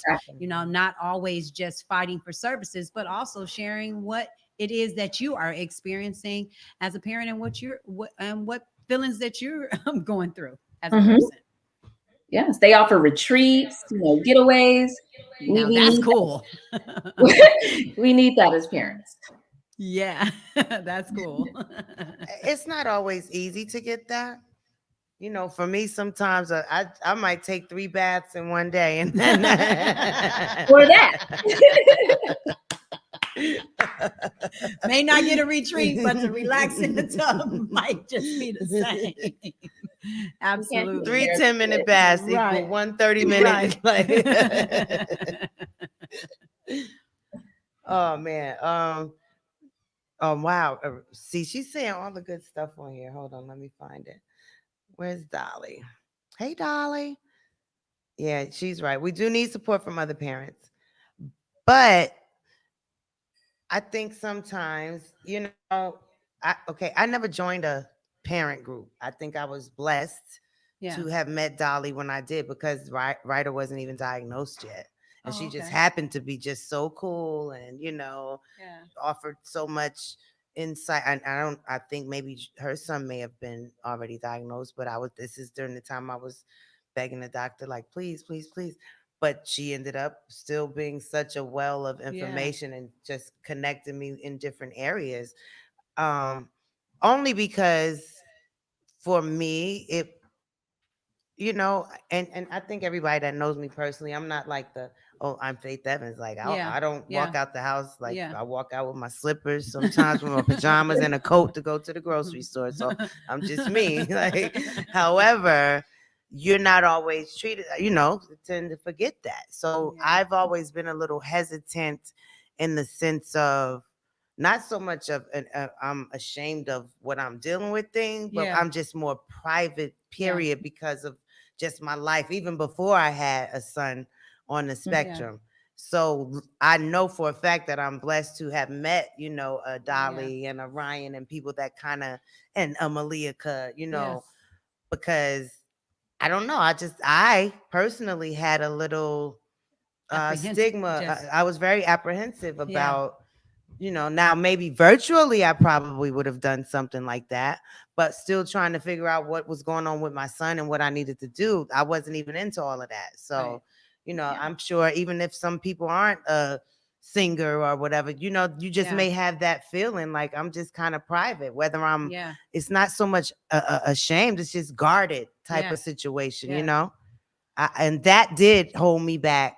But everyone isn't as blessed to have had it like that, where I met this one, I met that Yeah. one, and Yeah. they really wasn't tripping on. They didn't even know who the heck I was. They just met me at the at the park, and Yeah. saw that I Yeah. had a son with some disability and started a conversation. Yeah. There are people like that, but then you'll have the parent with that child who wants to still be.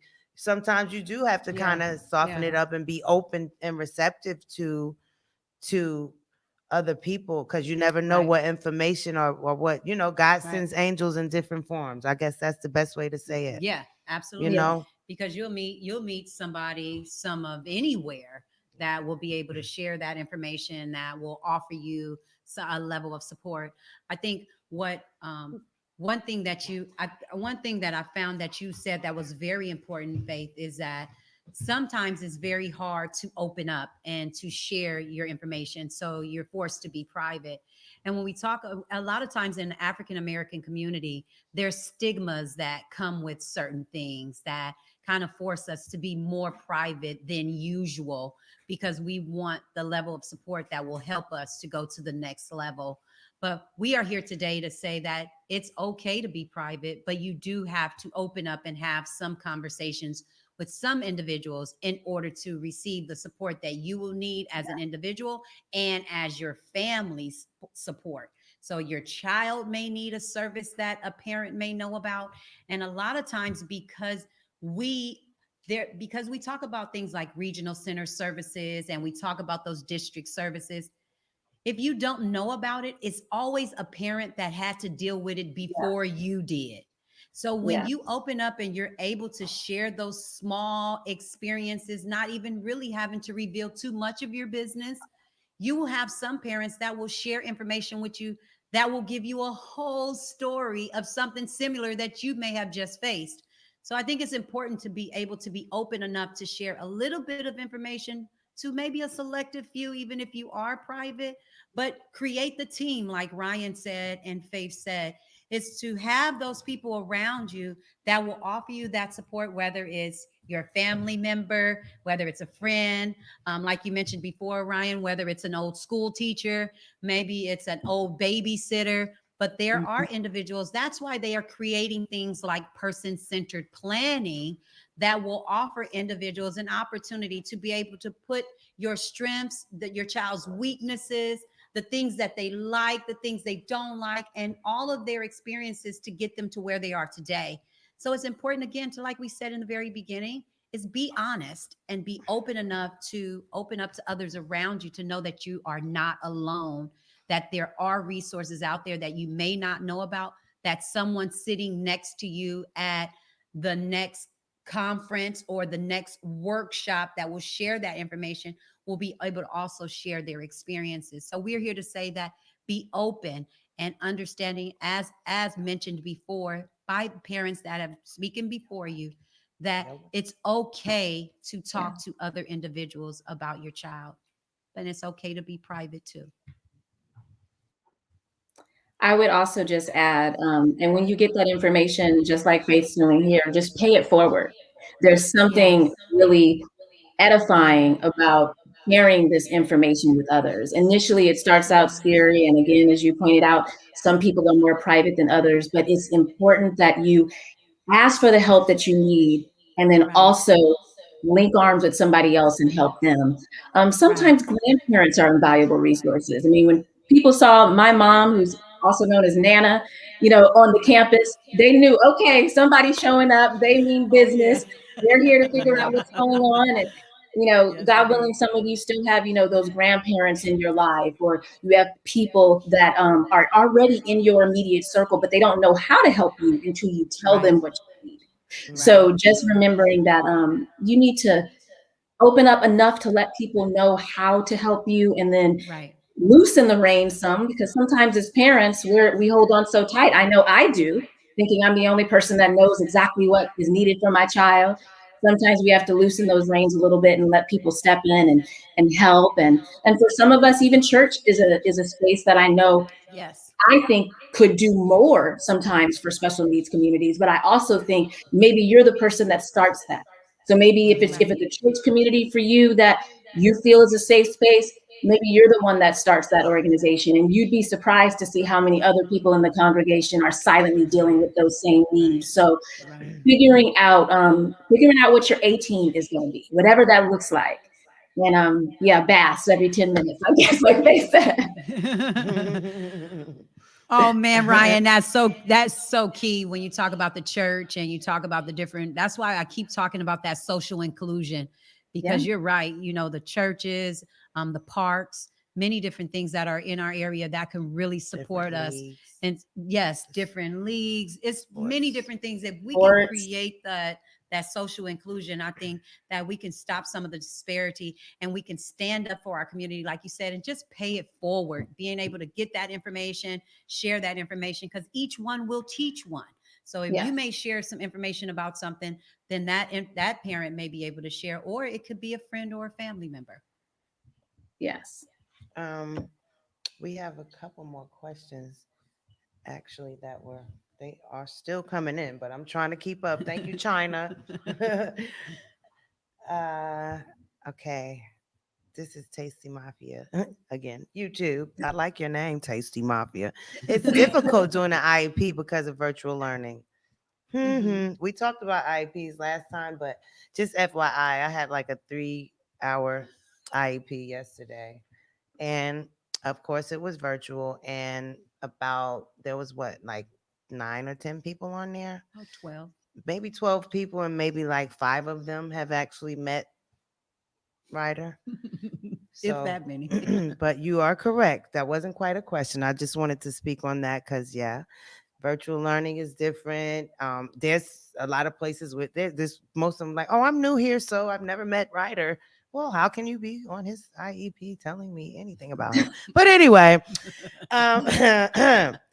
Irisa, she said, after high school, parents want to get rid of the label, thinking it would be better for their child. I think we kind of said something like this earlier, but it's obviously not. If you want your child to succeed past high school, I would think that you should take advantage of those things that are available past high school. And I Unless think she's saying that they weren't labeled in high school.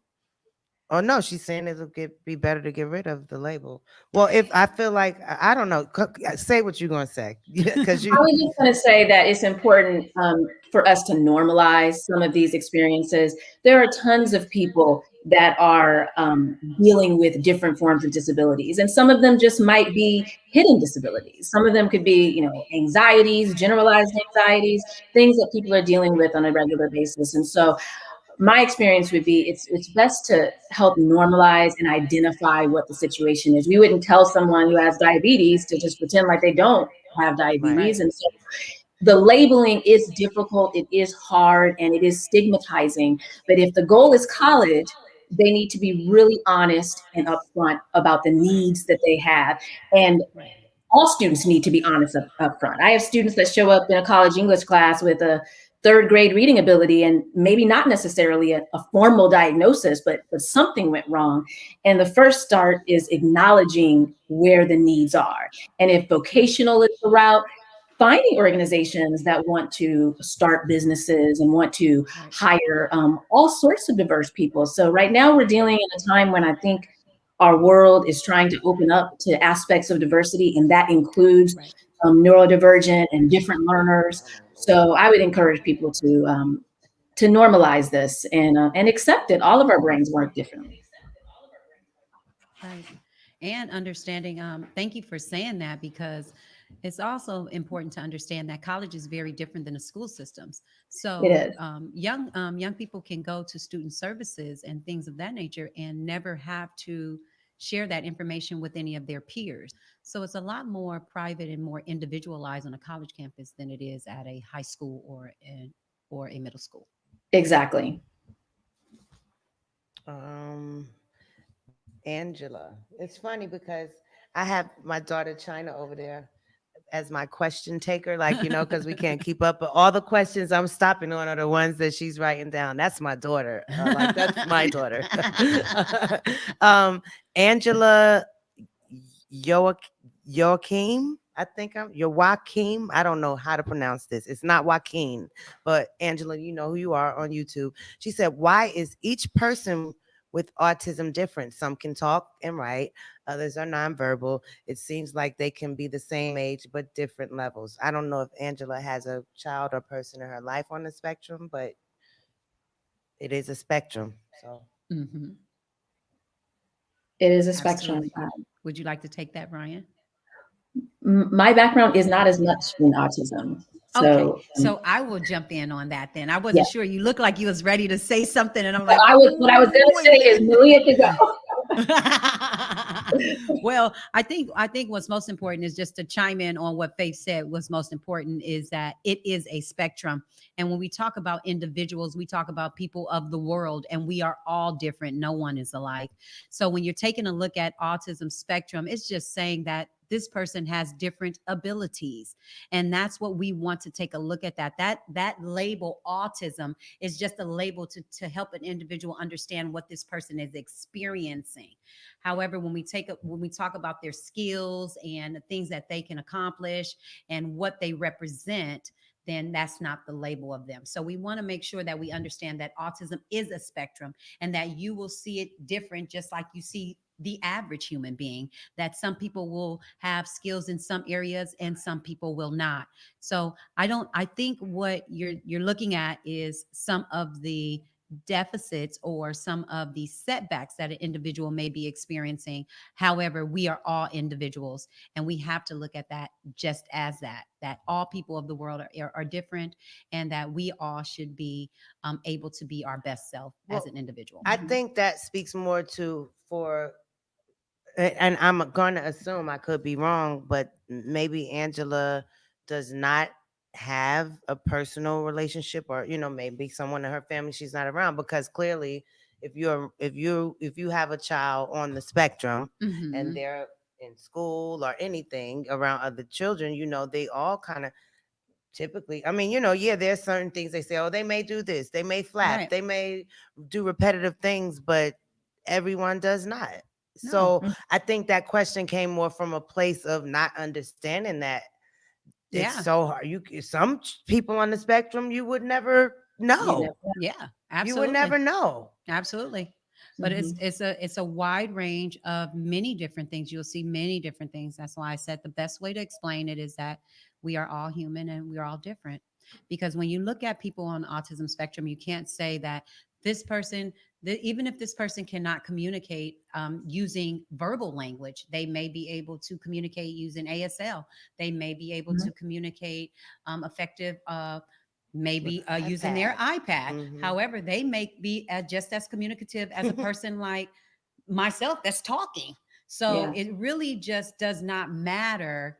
We just have to look at a person as an individual. Individual. We have to presume Mhm. competence. We have to understand that this individual, if they're a 7-year-old, then we have to assume that this individual is going to act just like a typical 7-year-old. Yes. So Or that's or what we think or want. or If you know. whatever that may looks like. But again, I'm going to stick to presume competence and understand that we are all individuals and that we all are different. Um. Okay. Lena Victoria on Facebook. She says, any advice for, I don't know if Lena is 12 years old, but I'm assuming you're a mother. Yeah. A 12-year-old girl on the spectrum suffering with anxiety. She hasn't met many mothers with daughters. It's mostly boys. And she said it's sad that she's having a hard time connecting with anyone, and she's an only child. I think, I mean, and I don't know if it, but I know that that may be something, and I'm assuming your child, oh, she said she's on the spectrum, right? Mm-hmm. Okay. But that is one kind of thing that even Ryder, like, I mean, over the years, excuse me, he's gotten a little more into like, hey, such and such, but he just he be doing his own thing. Yeah. But I'm like that in my own way. Like, Right. like Yeah. I could be fine just like chilling, by myself and cleaning up the house in peace and quiet. Not that that's what the 12-year-old is going through, but I Right. mean, Right. I think I, I personally don't think that that is other than, when you want your child to have a social life and create those situations, but there's other ways to do that, which Right. is where people like you come in. Yeah. Well, when you take a look And at anxiety, Yeah. anxiety is anxiety for anybody. So Yeah. I think what we need to do is just take away the diagnosis and say this individual is suffering from anxiety, and how can we help them there?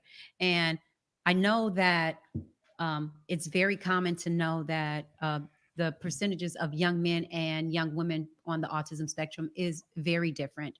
It's very rare to find young girls because a lot of times, not only is it minimal, however, they sometimes are misdiagnosed. So what Yeah. happens is when these young girls are misdiagnosed, families find that there's more guys than girls.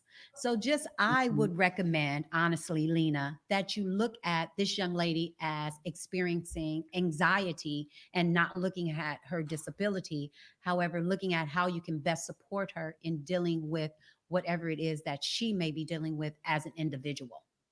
and her anxiety may be coming from the fact, I don't know if she's verbal or not, but at the same time, just in her mind, knowing that she's been treated differently. Like Yeah. we just talked about this Mhm. yesterday about Yeah. right. Like he may not be able to Especially at express 12. himself on the level of a 13-year-old. Right. Thank God he is verbal, but he knows when somebody acting funny and he Right. gonna act funny back. Right. Like, he Right. gonna I mean, Right. her anxiety may be a result of just knowing that. Like they may, but do I have the answer? But I know there's ways to kind of, Mm. ease that child into that. Not to cut you off, I would Ron. add to if this is a kind of an anxiety that's growing into something a little more clinical, please talk to your pediatrician because there are Yes. therapists that she can talk to.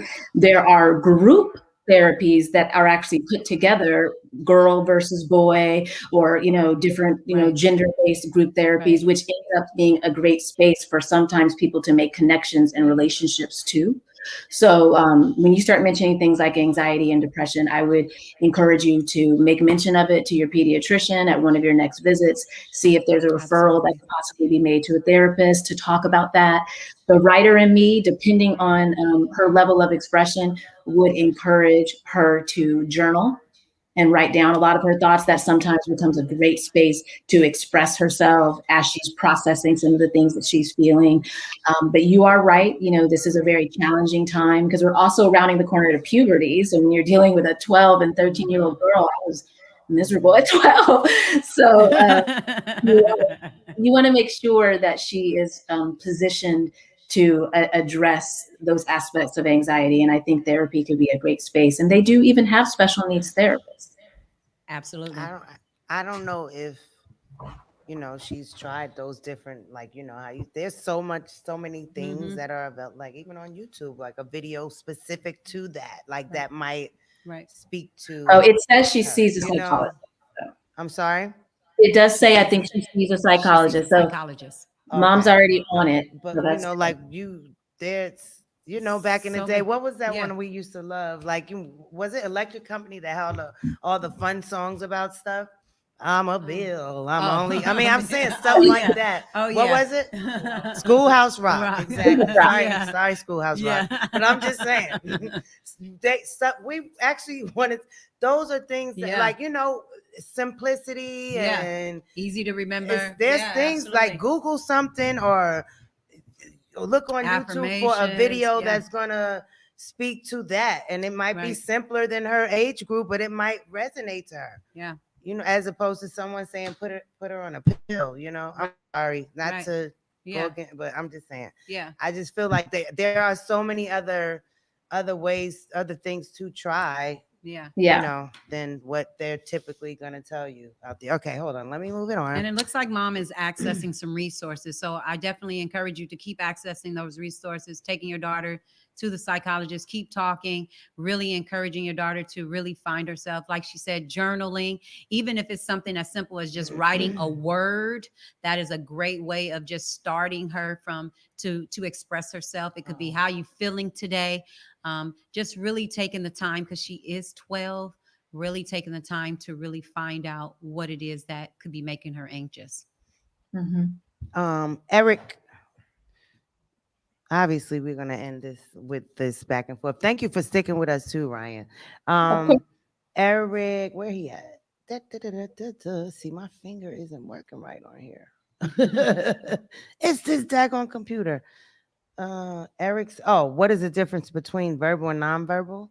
Well, it means if your child has language or not. I mean, and I know, tricky. Well, you can explain it, but I know for me, I was told early on that typically if your child isn't verbal by the time they're 5, they're not going to be verbal. That's what I was told in the whole autism stigma world. So I was like, Jesus, please let Ryder say, you know what I mean? So, but you can speak to that. I think if understand, but I think what's most important is to say that when we talk about verbal and we talk about nonverbal, we can make it as easy as to say this person can speak, this person cannot speak. However, it goes a little bit deeper than that. What they try to take a look at is this person able to have spontaneity where they can initiate conversation, to be able to talk independently. What ends up happening when young people are labeled nonverbal, verbal, it's just really the difference in can this person hold a conversation, a reciprocating conversation, or can this person just say words, or maybe no language at all. So it just totally depends on where you look at it. Some people could say that a child could say 2 to 3 words and still be considered nonverbal. However, the reality of it is if this individual is not able to effectively communicate and to be able to get to self-advocate, to get the things that they need, to express their wants and their needs, then they would be considered nonverbal. Really? Mm-hmm. Well, I consider my son verbal, even though he cannot fully express things, but he has language. Unfortunately, on paperwork, that's what they would say, only because he cannot Well, I ain't seen them say that. I don't see that one. That's okay. Don't see it. Don't see it. But you don't have to see it. Don't however, okay. No, thank you for saying that, because I totally you can take a look. I'll show that you nonverbal means like simply no language.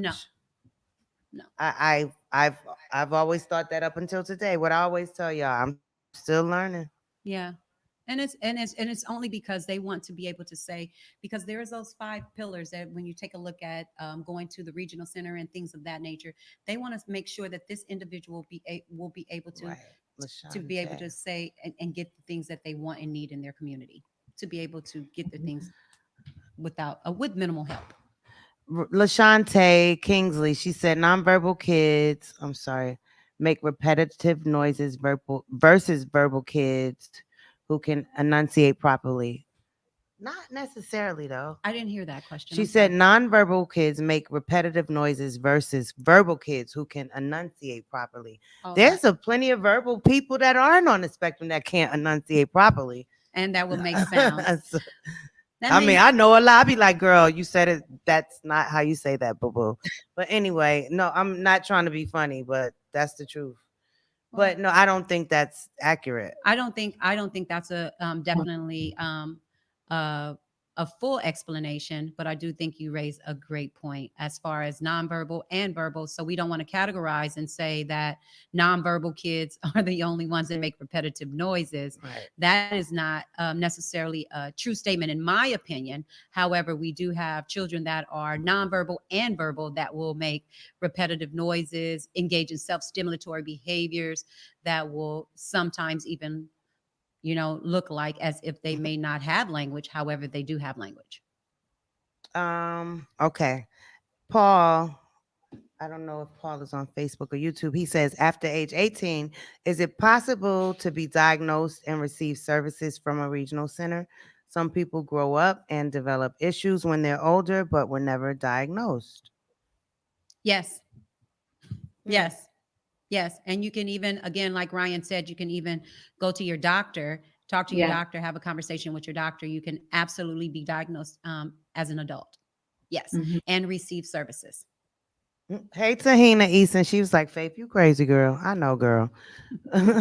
But no, Dolly made another valid point up there, which went back to the dang, I had it on there. She was like, how about having inclusive baptisms? And when you guys were talking about like, uh churches and different community Mm-hmm. organizations being more inclusive, she's like, hey, how about having those type of things, inclusive communion, Uh-huh. or specific to, not that I don't feel like they are excluded, but maybe, in some ways it should be specific. How do you feel? Because I when don't we know. talk I don't about really agree with that. inclusion, I don't really agree with that. I right, you think don't want that to separate. I don't think it should be separated. The fight, I think, I think her word was inclusive, but I don't think that I don't. Well, I haven't been to communion in I years. think a young person with a different ability should be able to participate in a baptism just as well as anyone else.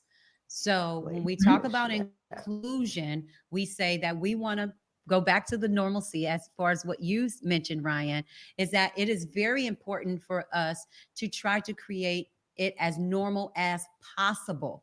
Are there opportunities to where we do have to create accommodations and modifications for these young people? Absolutely. But I think it's most important to try to stray Mhm. away from the segregated communities, because what we are moving more into is a participatory model that allows us to create more community inclusive activities that will offer these young people an opportunity to engage in activities and tasks that are represented in our community with the support of our community leaders, again, our lawmakers, our policymakers, our community activities, our community centers. We have to create the awareness in order to create the inclusion, so people understand that we are all welcomed together and that we see each other as one. And back to the point of just the spectrum and everyone being different. I think this is when this comment came in from LaShante Kingsley. She's on YouTube. She said she has a son who's 8, who's on the spectrum, and he has apraxia. Is that how? Apraxia. Yeah. And she also has a daughter that age, and she's on the spectrum, but she can write and is forming sentences. I don't know if they're twins. I think she commented earlier. She's She basically was saying just that, saying like that. Back to the point, yeah, every Mhm. child it's is different. different, even if Hmm. they're on the spectrum or Right. diagnosed that way. And in her family, I even she's, still think yeah. they're figuring that whole thing out too. But At least we're And every lucky child is that different everyone as isn't well. just categorized as just special, and they're Right. making Right. more supports, and over the Right. years, we are special. We all are. I'm We are. special. You special. You Absolutely. special. You Absolutely. special. We special. We special. We special. We special. Okay. No, for real. We can go on because every time we get on here, and I just appreciate the fact that I've been able to meet people like Ryan and everyone else who's agreed to come on and just share their truth and share the knowledge. Again, we appreciate you guys, and the whole point of this was just to kind of just share information and hopefully help someone to go to the place they need to go, to the Right. website, to the Yes. building, whatever that might be. Right. But Can I? we all have our Writers Room, writersroominc.org is our website. But if you ever want to feel like you want to donate, you feel more than welcome to do that. Malika has her organization. Yes. You can speak about that. MalikaAssociates.com. You can definitely check that out and see the services that are being offered, and just to explore some of the information in regards to independent facilitation and self-determination. That is a big thing that's happening right now, especially in California. I think it's very important for individuals to find out a little bit information about it. So go ahead and check it out at MalikaAssociates.com. And Dr. Zoe, who was on with us Yeah. earlier, she has her website.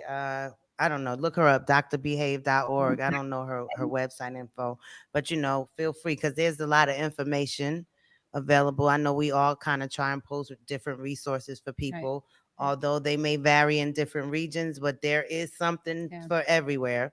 There's There something is. for everybody. And thank you again, Ryan, for coming on tonight. We really appreciate Thank you, your Ryan. time. I know you got a little baby, a middle baby, and a bigger baby. So I do have a lot of kids, but I want to thank you all so much for having me. And the educator and Thank the mom you. in me wants to give you all just a little bit of homework, just 2 assignments. Go to all these websites that they mentioned, spend some time, carve out a moment, scour the information. Definitely, of course, follow up with Dr. Zoe's site, Writer's Room, and make a list of your village. Figure out who are the people that you feel close enough and confident enough that you can talk to, and set up a village meeting. Start talking to them about the things that you hope for your child, the dreams you have for your child, and start garnering that support that you deserve and need to make sure that that happens. So if it's your doctors, educators, pastors, friends, new friends, old friends, your homework assignment is to make a list of your village. You'd be surprised. There might be other people on there than you realize. So thank you. thank you, Thank you. everybody. Ryan. Thank you. Granados. Thank you for And having me. before we go, I cannot Thank you. thank all my faithfuls. Y'all, they be texting me like, when y'all doing it again? Even the ones that don't have children. So I appreciate it. All the parents and caregivers and advocates and service people, everybody that's been, Yeah. reaching out. Thank you guys for paying attention. I want to shout out Mario Monge and Advanced Cleaning Solutions. We call him Debo, y'all. Thank them for sponsoring the food for everybody tonight. I guess if y'all need a little cleaning going on, hit them up. Brad Ackerman, I just met him and he is about to be our good friend. I have a feeling. Shout out to Brad Ackerman. Dolly Peterson, who was our past guest panelist. She's always on there. Joanne Morrison. Shout out to Latif Harper, my cousin in Jersey, for my custom jacket. It's so many things. It says this jacket is me because it says I'm a Gemini, and it's so many things. It's like she's this, she's that, she's this, she's that, da, da, da, front to the back. So thank you, Latif and LFX, for my custom jacket that I couldn't wear until it got a little cooler out here because he sent it to me in the summertime. Shout out to Lark Adams, my social media manager, who always makes sure we good on the broadcast. Who else? We got Loyal. We got AJ. They on the audio visual. Amber, Lark. Oh, I said Lark. China for the questions. Big Girl on the hair. Christine for the makeup. Rebecca, Mother Goldbud for coming through. Forte in the background. What else? And Malika again. And one more time. Oh, and Mr. J, thank you. We held it down in your absence, but he's always out there supporting. He just hit me up and said we were doing a great job. So thank you guys once again. And wow, just I hope that if they can look back on it, Yeah, right? yeah, Look back, absolutely. get some info, and we Yes. will be back next week. And hopefully we want to do some type of regional Situation where we situation where we do some workshops Yeah. because You we never never quite get to say everything that there is to be said. We never get to quite answer every question. So let me say the last few names I see. Shania Shiana Cato, LaShante Kingsley. Preach. Yeah, Preach Balfour for filling in for Stevie. Shout out to Lil C's. I know you out here in LA somewhere. He said he was about to stop through. So yeah, we'll see y'all next week. Thank you once again for joining us for Good Deeds for Special Needs, episode 4. And I think next week we're gonna have to we're gonna have to let everybody be on there or something like, hey girl, because we talk too much. I think so. And they don't get to say anything. But even still, I know you guys have been blessed. Oh, we didn't pray. So let us pray in our ending. Oh, how could I do that? What a treat. Lord, we thank you for this time. We thank you for this opportunity. Thank you for another day that has come into being, another evening. And we ask that you bless each and everybody that has been here. And we just hope that they've been informed. And just let us please leave this broadcast with your Holy Spirit, knowing that you are in control. In Jesus' name we pray. Amen. Amen. Good night, y'all. Good night.